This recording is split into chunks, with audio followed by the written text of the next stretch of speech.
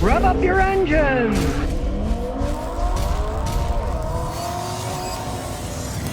Now, I'm not a Hyundai fan, but at least I have a pretty good idea. Hyundai has a cute little EV called the Inster. Well, this one isn't fast. Okay, it goes 0 to 60 in 10.6 seconds.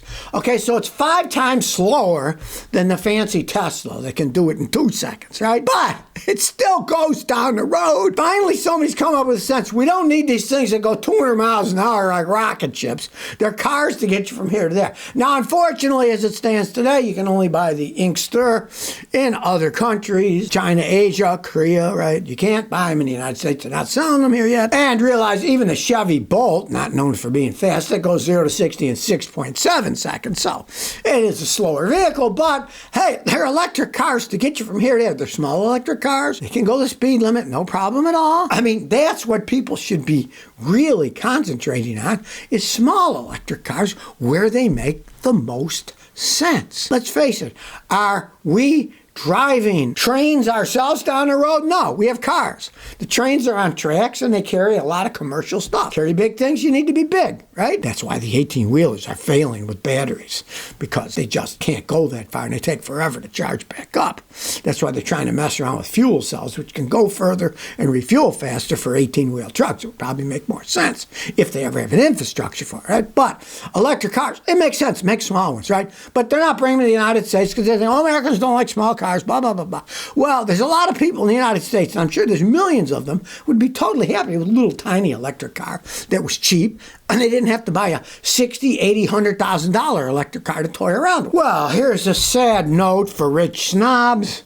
The Maserati sales have plunged 60%. And Stellantis, of course, who owns Maserati, they blame dealer discounts and marketing. Now, here's a hilarious one, okay? So the Maserati dealers have these Maseratis that nobody wants to buy, right? So they're lowering the prices. And what does Stellantis say? No, you shouldn't do that. That's horrible. Because Stellantis boss Carlos Tavares, he's pointing fingers at Maserati's marketing. And he says that the dealers who are discounting the prices on the Maseratis are tarnishing the brand's premium allure. We have the snobby Maseratis for rich people. Oh no, they're lowering the price. They're not snobby anymore. They're becoming cheap. They're still not cheap. They're junk. They've been junk for a long time. Now, way back in the day, they tried bringing this Maserati into the United States. It was a massive failure, and they were junk. I know people who bought them thought, oh, look, I'm getting an Italian sports car, a sedan. Oh, look at this great thing. They fell apart. They were piles of junk, right? And of course they did it because at one point in time, Chrysler owned Maserati, right? It's kind of ironic when you think about it. At one point in time, Chrysler owned Maserati. Then later, Chrysler gets bought by Fiat and then by Stellantis, who owns Maserati. It's kind of bizarre, right? They're whining, you can't deep discount our snob cars because then they're not snobby. Oh, not this Maserati. Only the common plebeians can buy a Maserati now. They're lowering the prices. The poor Maserati dealers, they can't sell the stupid things. And then if they lower the price, they say, you're tarnishing our luxury car brand by lowering the price. All I have to say is, who cares what the rich snobs are buying in their stupid car companies? Yeah. Let them all go under. It's probably a good thing, you know? Maserati's made junk for years. The fact that they're still around, I don't know. I guess the Italians have something about it. Fiat's throw money into it, Stellantis throw money into it. And then they say, you can't lower the prices. That tarnishes our luxury brand. Ooh. Well, you think you got a problem and you let it slide for a while. Maybe you got a leaky tire on your car. So you add air every once in a while. I'll go get it fixed. You don't get it fixed. Well, think of the space station. The International Space Station has been leaking air for 5 years now, and they haven't fixed it. 5 years, you know? Even the most lackadaisical of car owners would generally get the leak fixed before 5 years is up, right? And here's the hilarious thing. The whole leak started 5 years ago when they hooked up the Russian branch of the space station. Oh, what a surprise. The Russians can't make good things. Russia doesn't make hardly anything. It's a service economy. They got oil and gas and a service. Everything they buy comes from somewhere else. We made the mistake of hooking up with them. That piece of the space station station being made in Russia. Now the thing leaks air. Not a good thing to leak air when you're in outer space, since we breathe air, you know? And then they say things like, oh, all space vehicles leak. An aerospace engineering professor says, and I quote, all space stations leak. Yes, but it's a matter of how much do they leak, right? And now the last figure they gave in April, it's leaking 3.7 pounds of atmosphere every day. And as one of the space station astronauts says, hey, leaks are hard to sort out. They're hard to find. Sounds like when you take your car to a mechanic, says this is complicated. It might take a while to figure this one out, right? These leaks were first found in September 2019. They were traced to a tunnel in the Russian service module that they put on. We got a bad enough problem with things that aren't made right by Boeing. Well, the Russians, they're even worse. Look at their equipment in Ukraine. It's not working out all that well, right? And if you didn't know it, hey, they're throwing their garbage in outer space at the space station. Listen to this. The tunnel part, they call it the back porch, and it's mainly used to store trash that's scheduled for incineration in Earth's atmosphere. In other words, they're just throwing it out, and then by the time it comes down, it burns up. Meteors coming down, meteorites, right, and they're burning it up in the atmosphere. Well, garbage will do the same thing. They're just throwing their garbage out, kind of like a bunch of rednecks in a trailer park. Hey, let's throw our beer cans in the backyard. What the heck? Only their beer cans don't incinerate because they're not floating around the earth. So the whole thing, you can't help but laugh. And now, they wouldn't have told us before because they wouldn't hide that, but now they're saying, well, that's where we throw the garbage out so it falls down to earth. Hey, what the heck? We got to do something with the garbage, right? You can't bury it. There's no dirt in outer space. Well, I can't help but laugh. Now, of course, they're trying to sell people electric boats. And listen to this. It's a company called Evoy Vita. And they've introduced the world's most powerful electric outboard motor to the United States. Look, of course, they made it look like a regular outboard motor, right?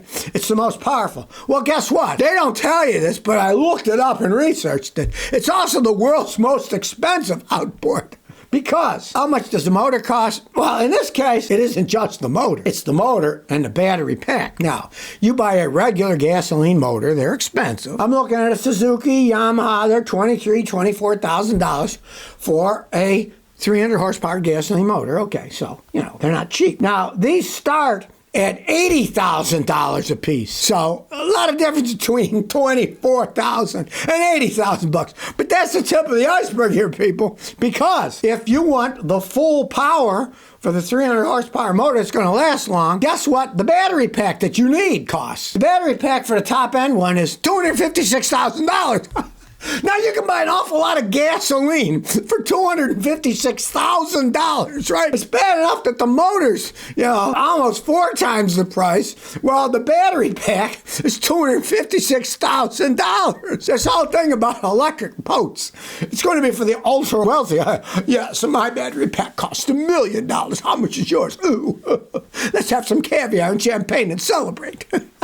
I always love reading the articles because it's interesting technology, right? And I read them and then I always say, how much is it? They never tell you what it costs, right? So I did a little research and found out, whoo-wee, not only is the motor expensive, but the battery pack is tons more than the motor itself. Can you imagine if the gasoline for your outboard motor cost more than the outboard motor did? I mean, hey, think about that now. And you still got to recharge it. It doesn't charge itself. Do any of these futurists think about reality and things that actually are going to happen because of revolutionary technology they're doing? I can't help, but I just read this article which said Essilor Luxottica bets on glasses replacing smartphones as its values hit 100 billion pounds. Now, talking about, we won't have phones, we'll just have glasses that are the smartphones and everything. We won't need the phones anymore, la, la, la, la. Okay, do you understand anything about radiation? Cell phones put radiations out. That's why one of the best things to do with your cell phone when you're talking is put it on speakerphone, hold it away from your head, right? But if you've got your phone built into your smart glasses, it's sitting right next to your brain, all right? And all that electromagnetic radiations go right through your stinking head when it's broadcasting out, right? Does anybody think of this stuff? Are they that stupid? I mean, it's one thing. You got a little bit away. The closer it gets, the more concentrated it is. So, yeah, let's put it right on your glasses by your eyes where the holes in your head are so the radiation can go directly to your brain.